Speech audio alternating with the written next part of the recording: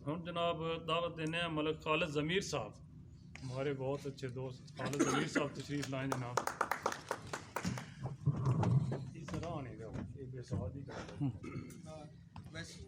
बिस्मिल्लाहिर्रहमानिर्रहीम जी। सबसे पहले आने वाले मुअज़्ज़ज़ मेहमानों को खुशामदीद। मेरे उस्ताद बैठे हैं, मेरे दोस्त बैठे हैं, एक सोशल मीडिया की टीम, प्रिंट मीडिया की टीम बैठी है। मेरे लिए कई हवाले से बायसे फ़ख्र है। अहाता करना चाहूँ तो बहुत से मल्टी डायमेंशनल चीज़ें हैं। सबसे पहले तो मेरी ख़ुद जो पहचान थी वो एज ए जर्नलिस्ट थी। मेरा जो पहला नाम निकला वो सहाफ़ी का निकला। मैं थोड़ा सा, चूँकि सारी बातें हो चुकी हैं, तो मैं सहाफ़त के हवाले से बात करूँगा अपने दोस्तों की मालूमात के लिए और अपने भाइयों के लिए कि 1985 में जब डिस्ट्रिक्ट बना और उस वक़्त एक ग्रुप चल रहा था हमारे दोस्तों का, दान कहानी यहाँ से आगाज़ हुआ। एक टीम थी, मग़फ़रत करे हमारे जो सहाफ़ी थे, यूनुस अवान साहब थे, बाकी ग्रुप थे, एक हमारे नवाब वक़्त के होते थे सीनियर रज़ा साहब थे। वो एक सिलसिला था जो 1985 का था। तो हम वहाँ से चले। पहला अफ्तरोज़ा निकला प्रेम सागर, तो उससे हमने स्टार्ट किया। मुझे याद है अच्छी तरह, मुझे उसका ब्यूरो चीफ बनाया गया यहाँ पे, और ये एक सिलसिला चलता रहा। और फिर जब उसमें तब्दीली आई तो हमने कुछ सीनियर दोस्तों ने मिल के, सबसे पहले जिसमें बाबा अमीर अली थे, एम रहमान साहब थे, रियाज साहब थे, तो हमने एक वनहार प्रेस क्लब की बुनियाद रखी। तो वो मुझे ये फ़ख्र महसूस हो रहा है यहाँ ये कहते हुए कि वनहार प्रेस क्लब के जो बानी अरकान थे उनमें से मैं था।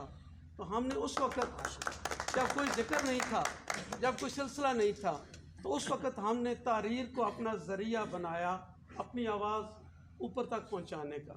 कहाँ तक कामयाब हुए? जैसे सर ने कहा, यहाँ कहा गया कि धमकियाँ दी गई। तो सहाफ़त तो जब इस पुरखार में आपने पाँव रखना है ना, तो सबसे पहले आपके ज़हन में क्या है कि मुखालफत आनी है। क्यों? जब आपने मीठा मीठा ही आप करना है और जब आपने कड़वे का जिक्र करना है तो वहाँ मुखालफत आपकी होनी है। तो हमने उस दौर को देखा, मुखालफतें भी हुई, लड़ाइयाँ भी हुई, धमकियाँ भी मिली, लेकिन सिलसिला चलता रहा। बैड लक हमारी ये हुई कि हमें चकवाल से कभी पजीराई नहीं मिली।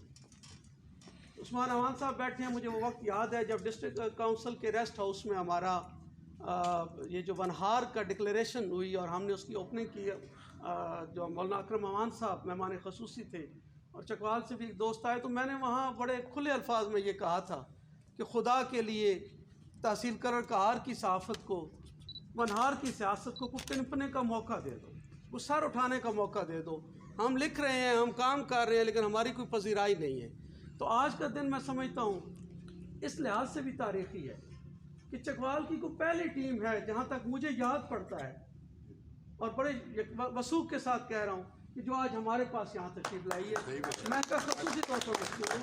मैं 85 से बात कर रहा हूँ आज तक, अगर पहले कोई चकवाल का प्रेस क्लब आया है या नुमाइंदे पहुँचे और हमें इज़्ज़त बख्शी है, और इससे बड़ी इज़्ज़त क्या होगी कि मैं 85 से सियासत के साथ हूँ, मैंने साथ रहा, मैं ख़बरें का रिपोर्टर रहा यहाँ पे, मैंने NNI के साथ काम किया, मैं पाकिस्तान के डेस्क पे सब एडिटर रहा, कभी कोई पजीराई नहीं मिली। तो इससे बड़ी फ़ख्र की क्या बात होगी कि चकवाल वालों ने, चकवाल की सहाफ़त ने हमारे ही एक भाई को ना सिर्फ सिंपल इज़्ज़त बख्शी, बल्कि इतनी बड़ी इज़्ज़त बख्शी कि पूरे तहसील कलर का चकवाल का जनरल सेक्रेटरी बना दिया। तो मैं ये समझता हूँ कि ये बहुत बड़े फ़ख्र की बात है। और मैं इसलिए जो चकवाल का ये पैनल मुस्तखब हुआ है, सहाफ़ती रुदात को सामने रखते हुए ख़ुसूसी तौर पर इनका मशकूर हूँ। जहाँ तक इनकी सिलेक्शन का है सिलसिला, तो कहा गया कि इमरान एक नडर सहाफ़ी हैं, बाकी फ़हीम साहब बैठे हुए हैं काफ़ी अर्से से। चूँकि मैं भी टच हूँ, मैं भी सारा पढ़ता रहता हूँ, देखता रहता हूँ, तो मैं उनके इंतखाब पे उनको मुबारकबाद देता हूँ। और मैं समझता हूँ कि उन्होंने एक सही हीरे का इंतखाब किया है। लेकिन जो मेन काम करने वाला है, इस हीरे की अभी तराश खराश नहीं बाकी है, इसको तराशने की ज़रूरत है। बहुत बड़े, मैंने जैसे मेरे दोस्त ने कहा कि कुरान का इल्म, हदीस का इल्म, और मैं ये कहता चलूँ कि जो सहाफ़ी होता है ना, ये लफ्ज़ की हरमत का अमीन होता है। इसके हाथों से जब लफ्ज़ निकलते हैं तो वो अमानत होते हैं। और ये वही सिलसिला है कि इनको आप इदारे की, इलाके की, आवाम की बेहतरी के लिए यूज़ करें या तख़रीबकारी के लिए यूज़ करें। आपका एक लफ्ज़ पूरे गाँव में, पूरे शहर में जंग का बायस बन सकता है, और आपकी एक छोटी सी तारीर अमन की नहरें बहा सकती है। तो फ़ैसला तो आपका है कि आपने क्या करना है। मेरा जो आबद भाई है बहुत अच्छा शायर है।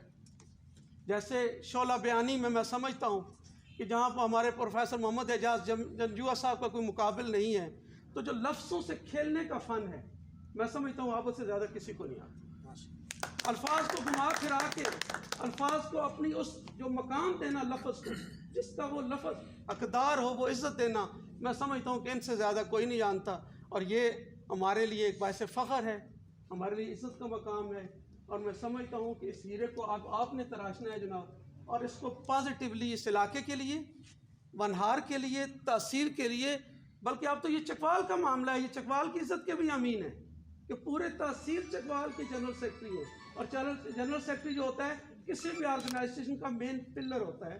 तो आपने जनाब चकवाल को भी साथ लेके चलना है, आपने वनहार को भी साथ ले चलना है, और ये बहुत बड़ी जिम्मेदारी है।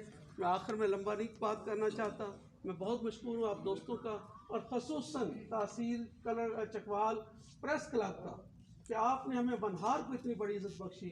इंशाअल्लाह आपको अपने इस फैसले पे कभी मायूसी नहीं होगी। आप सब हज़रात का बहुत बहुत शुक्रिया।